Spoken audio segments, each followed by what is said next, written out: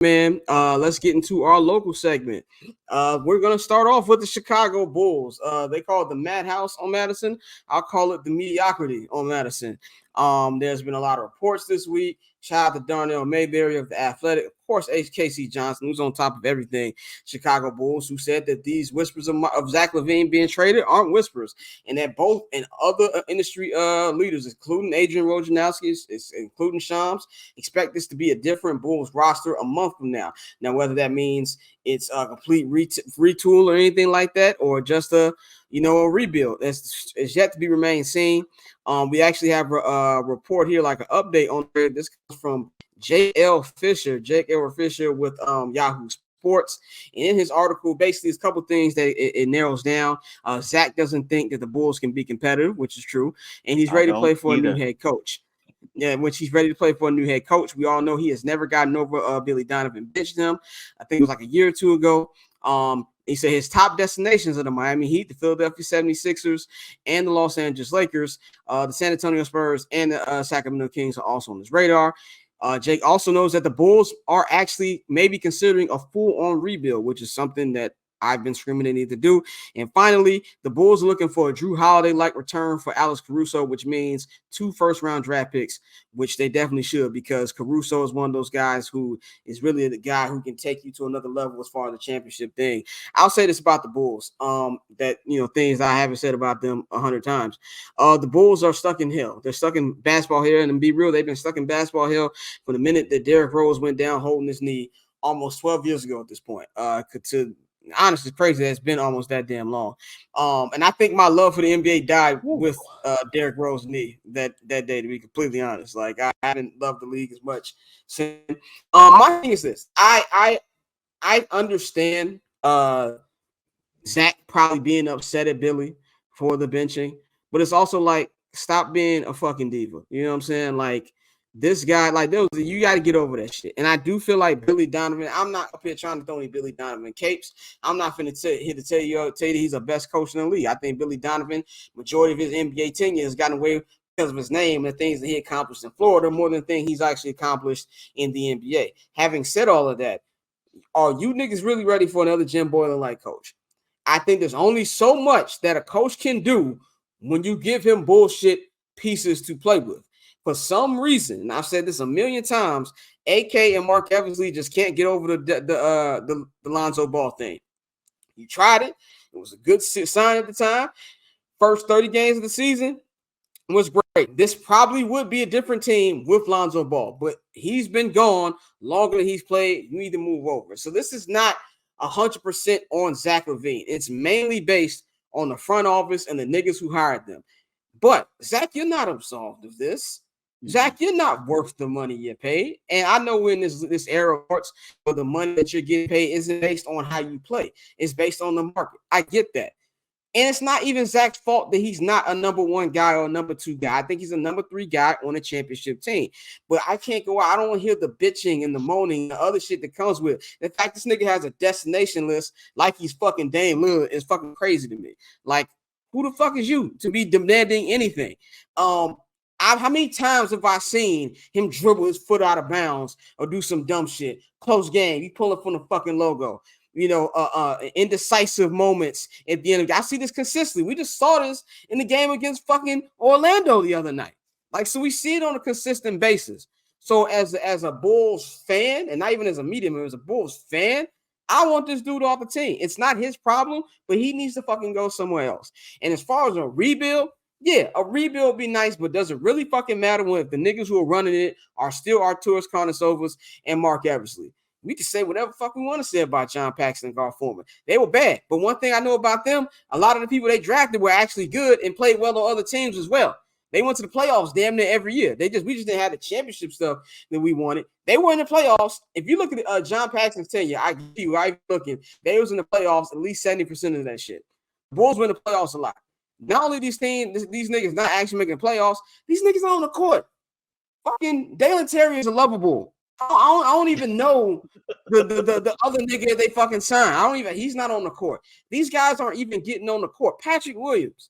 And I will put myself to the fire because the day that he got drafted, Dante said on the show, Now this nigga's trash. And he said it first time. I was being the optimistic Chicago sports fan, which is dead now. And I said, give him a chance. You know what I'm saying? You never know. Give him that. Still, when I was still drinking the AK Kool-Aid, the nigga's a bum. Okay, when I see Tyrese Halliburton play every night, I cry.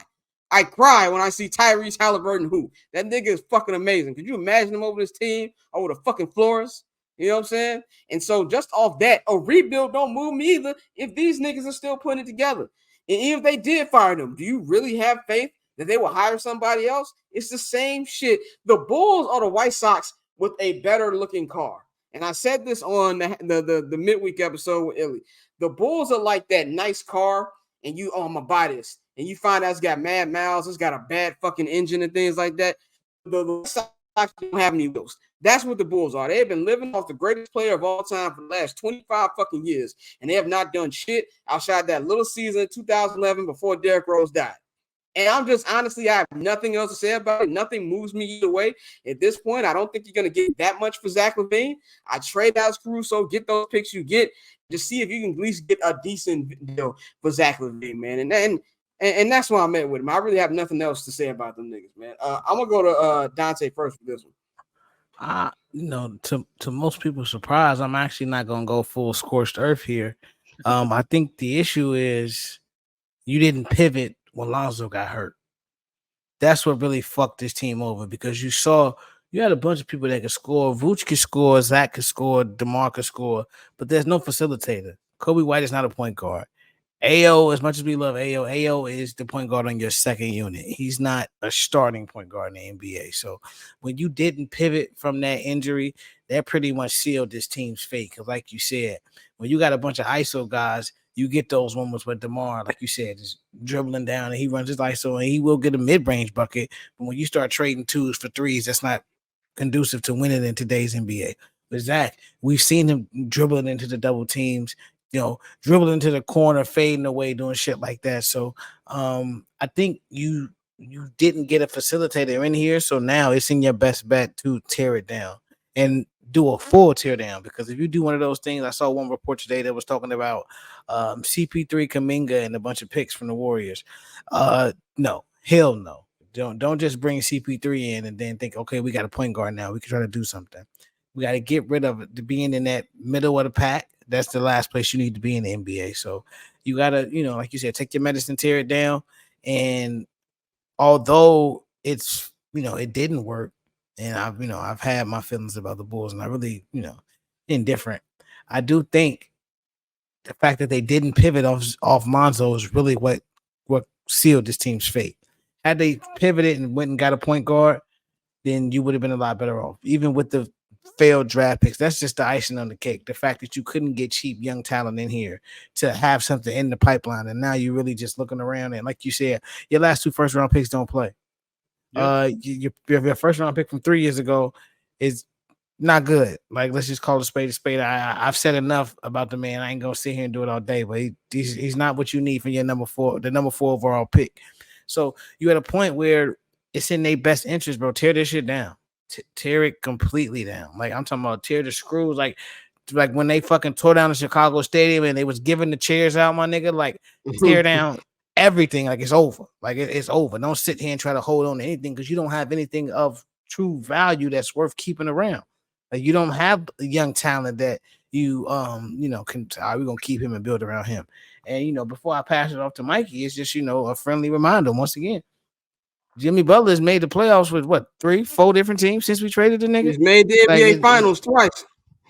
And the finals twice. So I mean, it just tells you everything you know about this franchise and their direction. This is obviously two different front offices, but it's the same owner. So as much as I want to shoot him some bail, my expectations aren't high, but I say you got to tear it down. You have to. 100%. I mean, if you're trying to rewrite the course of this franchise and change the direction it's going, you have to do a complete teardown. You can't just move off of Zach and then keep DeMar and Vooch and sign DeMar like that. That does nothing for me. I've been so checked out of the Bulls. I mean, obviously I peek in here and there. I've watched 1 full quarter of Bulls basketball this season. I just want to understand. I'm just trying to understand. AK was preaching continuity this whole time. There was a reason why he was just continuity, continuity, continuity. Right? Okay, that's fine. So now why about 4 weeks into the season, now you ready to dip off from that? You should have did this in the summer when Zach actually had real value, when we would have been able to have gotten more for Zach LaVine. Not now. Zach LaVine is averaging career lows in every single thing except free throw percentage this year. And now we supposed to, now you're going to pivot. Now you're open to moving on from him. And I'm cool with moving on from him. Like, what are we missing if Zach leaves this team right now? Not Absolutely a nothing. goddamn thing. Absolutely nothing. What is he doing right now that we would be missing? He's inconsistent. He might run off for 50, then the next day he's giving you 14. We've seen the Bulls since the addition of DeMar DeRozan. The offensive scheme has been your turn, my turn, your turn, my turn, every other game. So it's upsetting, but there's no clear direction. I don't even know if Mark Eversley is a real person. Have y'all seen him? No, like, I'm not. when is the last time y'all seen him talk? Like, when is the last time he's ever talked? His intro conference. That's the last time I seen him talk. That's I think. it. Like his intro press conference. That's it. We were sold a bill of goods. I'm telling you, we were sold the dummy brick on AK. Oh, this is the guy that found Jokic. He wasn't even the man in charge in Denver when he moved on. He was he was second, third in charge. He was Ryan Poe. Buddy ass.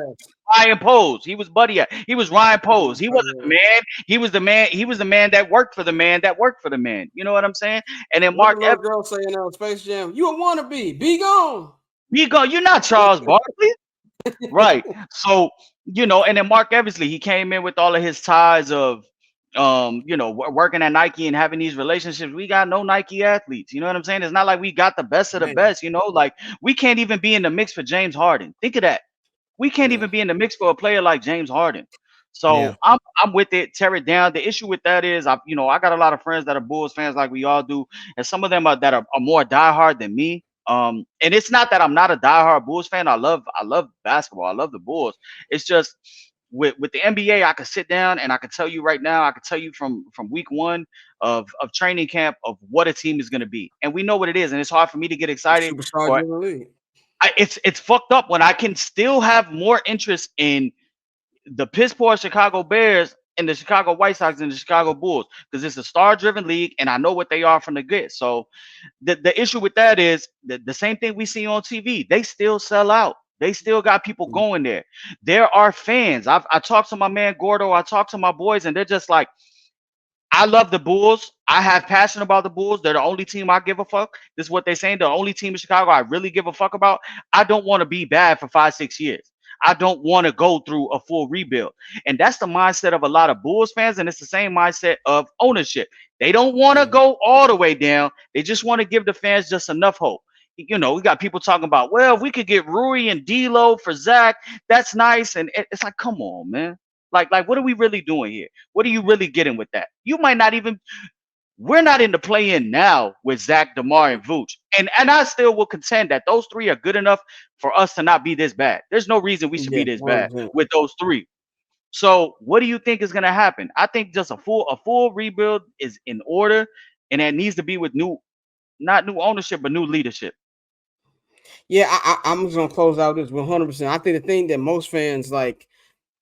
I treat both Rondo teams, but first of all, I just don't watch the White Sox. I'm not gonna watch. I can't say next time I'm gonna watch the White Sox game. But with the Bulls, I haven't even watched the Bulls game. I watched front to back this year, maybe one Bulls game, maybe, and that I don't even think I watched all that front to back.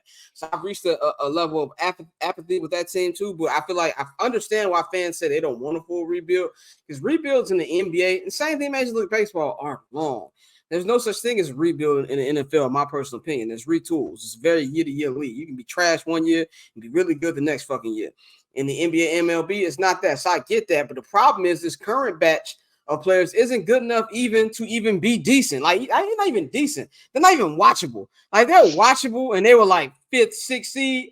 I can watch these niggas on a cold damn March. So I don't believe that. I don't have faith in the people to actually do another rebuild, especially when their draft picks already haven't even gotten on the court, man. So that's why I got all to say about that. Let's talk about the Bears, man. We're gonna get to the beloved real quick here. The Chicago Bears, conflicting reports coming out this week, man.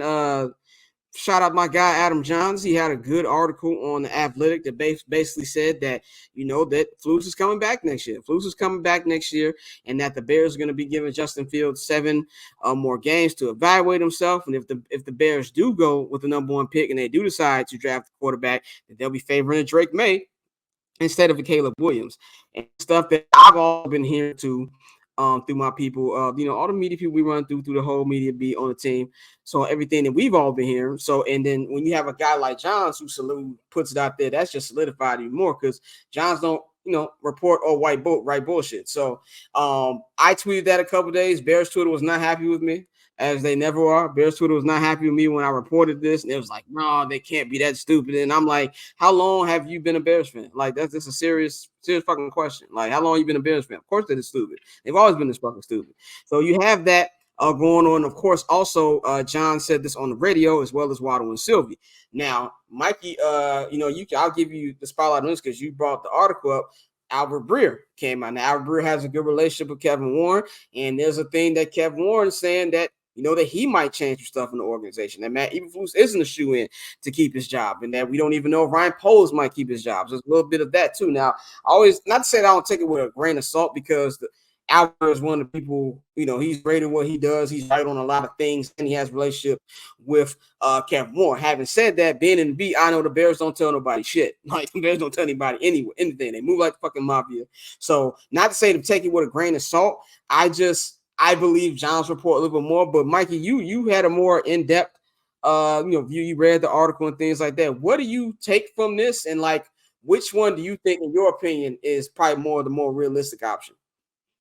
Honestly, what I take from it is these last 7 games like actually mean something for everybody, maybe not including Ryan Poles, but they're not only judging Justin Fields on this, they're judging Matt Eberflus. Matt Eberflus, since he's taken over the play calling, the defense has gotten better, but wins are something that needs to be shown and obtained here in this franchise over the last 7 games.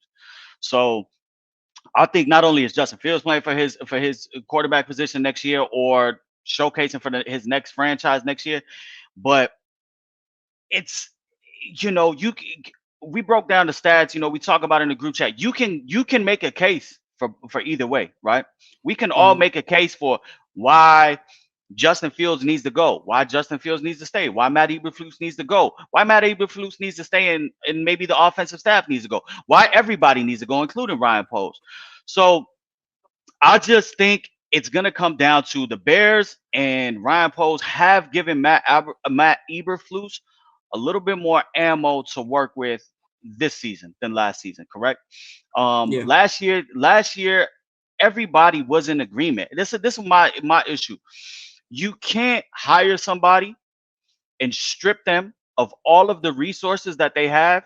Think of the players that we let go. Think of the players they brought in to supplement those players, and then hold that against that coach. You know what I'm saying? Like, they won 3 games. Well, like, there's some guys that were starters last year that are not in the NFL this year. And it's not because they're old. It's because they're just not good. They were not even replacement level players at wide receiver last year, at defensive end, So I don't think it's realistic to hold that against Matt Eberflus. So what can you hold against Matt Eberflus? Well, this year I gave you Tremaine Edmonds. You got a better secondary. We got Yannick Ngakoue. We went ahead and got TJ Edwards. Can you show improvement in your expertise in the defensive side? And they have over the last couple of weeks. And granted, we played some bad teams, but you can only play who you can play. This week we're playing one of the better teams in the NFC and one of the better teams in the league. So let's see how they stack up. I just think it's really going to come down to a wins and losses thing. It's if you can go ahead, we're at 3 wins right now. If you can go ahead and run off another 3 to 4 wins and get to 6, 7 wins, then it's very hard to fire somebody like that. This seems to be year 1 of the rebuild. Last year was shut down. This is year 1 of coaching, of development, of better talent. I just think it's a little. I personally think it's a little too late for Justin Fields. I think they have their mind made up, or they're leaning one way, and I think the way they're leaning is to draft another quarterback.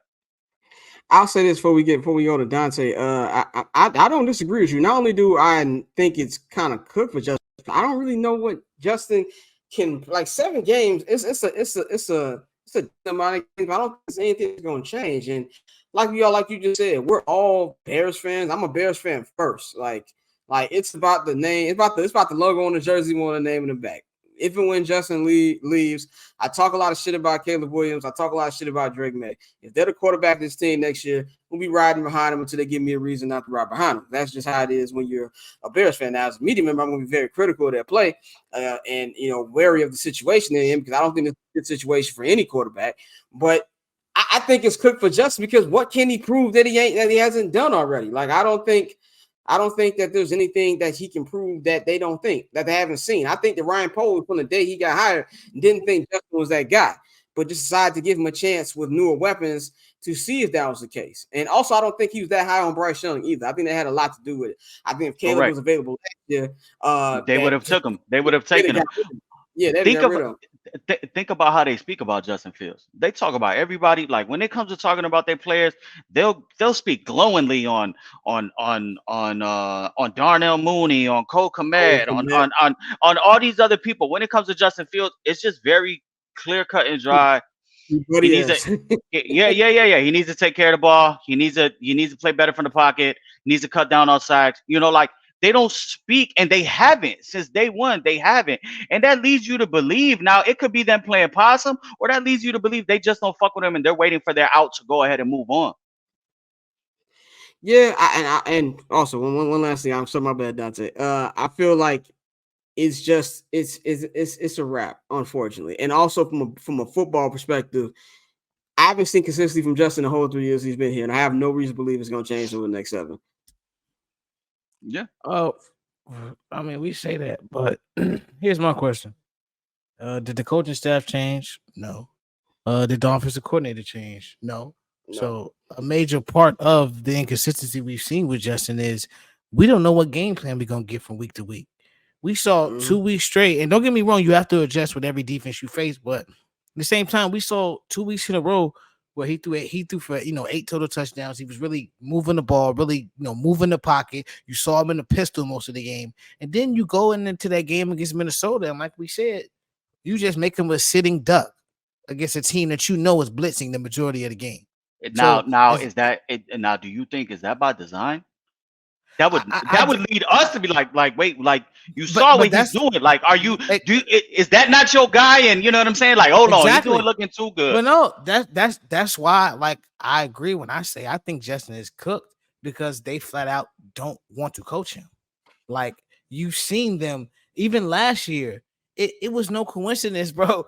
We all watched them games, and it's one thing the box score watch. When you watch every game, watch every snap of the game, you would see them for 3 quarters, show you what this dude could do, and then in the 4th quarter, they start calling some bullshit. I was at that Atlanta game. There is no way they should have lost that fucking game, bro. Like, it was no way in hell they should have lost that fucking game. You talking about the Atlanta game last year? Yeah, we was last that's when he hurt his shoulder. Yeah, bro. When I tell you that the drive he had where they could have won that game, he was coming towards us, and I'm watching the play calls, and I'm like, oh, they don't want to win this. Like, they're bullshitting. Like, they're flat out bullshitting. So when you see that on a weekly basis, bro has been set up to fail. And so as much as I think, like, he legit has to play out of his mind and force their hand. That's the only way he keeps his job. If he legit goes ape shit for 7 weeks straight, not he wins 4 games, he has to legit damn near go 6-1, 7-0 for him to keep his job. As crazy as that sounds, he has to go nuts. So for me, he's done, bro. It's just a wrap. And this is my thing, though. Going forward, out of the last 7 games, Justin Fields is the better quarterback in 4 of those 7 games. He's going to be the better quarterback against the Browns. He's going to be the better quarterback against the Falcons. He's going to be the better quarterback against the Vikings. He's going to be the better quarterback on the last week against the Packers. The only game he's not going to be the better quarterback in is the 2 with the Lions and Kyler Murray. He needs to play like the better quarterback. When we pick games, when we look at these games and we sit here and we talk, oh, sneaky good. What is the one denominator, common denominator? We like going with the team that has the better quarterback. You know what I'm saying? That the more consistent play. It's time for him to do that. It's kind of fucked up though, like we said. Like Yurko had brought up something on Twitter, and I had sent y'all the video. What are y'all expectations for him? Something like 16 passing touchdowns. 16 touchdowns. It's like 1,500 yards or something like that. In less than 5 picks, less than 2 picks. And to win about 4 games. If they win 7 games, and he's the reason because of, like, there's some people out there, there's some Bears beat writers, I won't say names, that have unrealistic expectations. He needs to lead a game-winning drive, 99 yards. He need like all right, come on now. Mad, nigga. Right, like come on now. But I do agree, he needs to play clean, because the one thing that Tyson Bagent did outside of, he did have his turnovers, but in the 2 games that they won, we had 0 turnovers, 0 sacks. And, you play clean football. We're not the most talented team. So you can't play shithead football. You got to be clean. You got to be disciplined. And Justin hasn't shown the consistency to do that. So if he goes back out there and reverts to what we saw against the Bucks, what we saw the second half against the Broncos, then it's 100%, it's lights out for him. All game against the Packers. He can't have one bad game, basically. And it's unfair. It's unfair, but that's where it's at. But like at the same time, I hear you. Hold on, before you go, Scott. I hear you.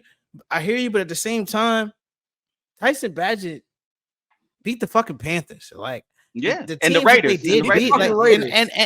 Beat the fucking Raiders. Like, these were shit teams that he beat. So that's why, like, as much as I don't want to sound like a Justin apologist, because he does have his flaws. He has, albeit we have the backstory as to why his flaws have been exposed and why they continue to be what they are. But at the same time, it's like, when you look at the entire picture, it's like, how does he win in this situation? Like you say, he damn near has to be perfect for 7 games. Like, he has to go ape shit. Yeah, they might go 6-1, and then with everything we've seen, as much as I root for that, I don't want that, because if they go 6-1, we're gonna have the exact same coaching staff next year. What the fuck is gonna change? But but that's my thing. If you go 6-1, or if say you finish the season with 7 wins, 7 wins, you win 4 more, 3 more, 6 wins, that is still a 3-win improvement. It's an improvement. It's an improvement, and you're like, okay, cool, And it's I think it's gonna just be very hard for them if they end up with pick 1.1 and not take a quarterback, because you passed on some quarterbacks last year. Cool, you might have not evaluated them, but hey, we'll see down the road what CJ Stroud looking like. He's looking like a guy. If you continue to now in this year where they're saying there's some guys, and you pass on that, that's career killing. You know what I'm saying? Yeah, but I'll say this. Now, I'll say this. I think both of y'all bring up great points. I had an argument, not an argument. It wasn't an argument. It's one of my guys on Twitter. We had a spirited debate on Twitter, and I think Mike was a part of that too. We was talking about how it's not fair. Who are these guys to evaluate them? We know they're bad at their jobs, but this is, in the words of Avon Barksdale, the game is the game. This is their job.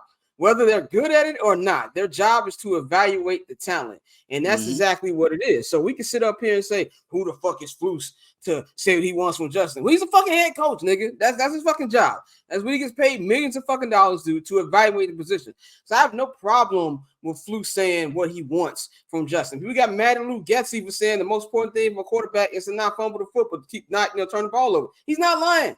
Is he a terrible fucking play caller? 100%. Does he like pigeonhole Justin Lott? 100%, but he's not wrong about the evaluation. And I think sometimes we have to separate the player from our fandom. I love Justin Fields, bro. I fuck with him as a player. I've been a fan of his since I saw him on QB1. I remember watching him in those championship games against Clemson. Winning. I think it was a Sugar Bowl his last year. You correct me if I got the wrong bowl, but I think it was a Sugar Bowl. And I remember that deep pass he threw to Chris Olave, and I was like, man, I love him to be my quarterback. He's my quarterback a couple months later. But the proof is in the pudding, bro. He has not been consistent. And like you said, Dante, he would have to just do some ridiculous shit over these next 7 games. Yeah, he has to win games. But honestly, I believe he got to take one from Detroit. Like, it can't just be like against the bad teams. You got to take one from Detroit. You know what I'm saying? You beat the Vikings on Monday Night Football as good as they're playing. You know what I'm saying? You knock off a Kyler Murray. You finally beat the fucking Packers. That, to me, he has to look at it. And it's not about the running. We can talk about combined touchdowns. That's not what anybody's looking at. And the only way he even has a chance, he's got to throw at least 2 passing touchdowns a week. And the games they win has got to be because of him. He can't turn the ball over. He can't be holding that bitch. There's no room to be fucking up here. And I just, as much as I love Justin, as much as I'm not a fan of the front office or the coaching staff, I just don't see it happening. I would love to be wrong. And even let's just say Justin flames out in the next stage, which I expect him to do, I still think this is going to go up to the last minute. I still think that they're going to gauge to see if they get a Godfather deal. Because Caleb Williams, no matter how people who actually watch USC, because we actually watch USC, you shouldn't be saying that generational bullshit. So if you actually watch USC, he's not as good as I believe people are making him out to be, but the talent there, and maybe even the talent in a better situation, can be great. So they're gonna, the offers they got for the number 1 pick last year are going to be play. So even if Justin is ass, I think that decision is going up all the way to the end. Honestly. And it's not even that. Yeah, and it's not even that. It's also you buying extra years in your rebuild and your retool. You know what I'm saying? Yeah. Because you get it now. You're getting a quarterback on a rookie scale contract, and we got to go through. And as a fan, it sucks because it's like, well, all right, if he's not like that right away, there aren't many quarterbacks that come in right away and win. I see what CJ Stroud is doing, but that is not the norm. You know what I'm saying? That is the outlier. I don't remember many rookie quarterbacks that come in and win games since, like, you got to go back to like Big Ben. You know what I'm saying? As a rookie, and that was led with a team that was ready defense. You know what I'm saying? So it's a team, man. They went to the AFC Championship game. Yeah. So it's flawed. It's flawed, and it's just flawed logic all around. And they got to make sure they get it right. They have to make sure they get it right. I mean, it might be over for Justin. I unfortunately think it's a wrap, man. I just hope the kid, and he's a good dude too, man. Every time I run, people always say Justin's always angry. No, Justin got what they call resting bitch face. Like Justin be chilling, bro. Every time I run to Justin, he's in a good mood. He be laughing, cracking jokes. He's a good kid. You know what I'm saying? Like I am rooting for him no matter where else he goes. I just don't think it's gonna be it. And honestly, I feel for Caleb or Drake. Like whoever's the next quarter, I just don't feel like this situation for anybody, and they're going to be the next one on the swivel. We're going to be sitting here a year from now, and we've got, I was going to say some names. I'm not, I'll stop. We wasn't on Patreon. There's going to be some people who are going to be like, well, what is he doing? Especially if it's Caleb. If you don't like Justin, you really not going to like this nigga. You know what I'm saying? Imagine the outcries and everything if he sticks with Justin. Yeah. If he sticks with Justin, oh my God, pitchforks. But it's a lose-lose situation because if he goes somewhere, what if Justin goes somewhere and kills? Then it's gonna be you're gonna be the Shannon Sharp. Yeah, the Shannon Sharp kid. Like, see what the fuck we said. There's if you're Ryan Poles, you better pray to God that whether it's Justin or Caleb or Drake, that one of them 3 pay off, because I'm not just hyperbole here. You might never get a job again if you fuck this up with any of them 3, because now you're black. They don't give niggas general manager jobs to begin with. You could be. This is why it's a very important situation. But Dante, what's your thought on that? And then we'll go to picks and wrap this up. I ain't gonna lie, bro. I ain't got too much more energy for the Bears, but y'all got it. Like at this point, it's time for the fucking rubber to meet the road, bro. Something got to give, and that's why I'm at with it. That's why I'm at with it. I'm with you on that, bro. Let's go to our picks. One, man, to me, this game can go. Let's say first, I'm picking the Detroit Lions. It's very fucking clear. I want y'all to think I'm picking the fucking. It can't go a motherfucking thing. Yeah, let's be. I think it's gonna be a closer game though. Depending on it's funny that I got to keep putting caveats with this because the Bears are that. If the Bears can score right away, if the Bears can score within their first 2 drives, I think it'll be a close game. If they come out and it's 14-0, like I said, My brother is going to be having his Coney Island order in before halftime. And he'll be getting ready to pick his shit up at that because it's going to be a blowout. I think there's this, and I think Bang said this on Monday, Dante. Justin's this is not the game for you to come back. Like, especially how people believe how Tyson Bagent played, not how the way he actually played. You come out, he plays bad, you're gonna get lambasted. Detroit is really fucking good. Detroit is really fucking good. Like, they're great defensively, they're great offensively. Jared Goff is changing the trajectory of his career. Dan Campbell is amazing. He's one of my favorite coaches in the league. I'm going Lions by 10. But it could also be a blowout. But I'm gonna go Lions by 10 just because I think Justin have a pedestrian game. I think we're asking a lot for this man who ain't played in 5 weeks to come into a hostile environment. And I was in Ford Field last year. Not even last year, it was this year. I forgot. It was on New Year's Day. It was loud and like it was a goddamn playoff game. And they are way better than they were 11 fucking months ago. I think it's gonna be a crazy atmosphere. And the Lions now know the Bears are pussy. They're gonna be trying to embarrass them. I'm going with the Lions in this one. Mikey, what you got? Yeah, I'm going with the Lions, but there is a caveat. I think if the Bears win the coin toss, they need to accept the ball. They need to accept the ball. They need to accept the ball, and they need to try to get out ahead and get Justin some confidence, get the offense some confidence, and try to put up some points. Now, this isn't a shutdown Lions defense by no stretch of the imagination.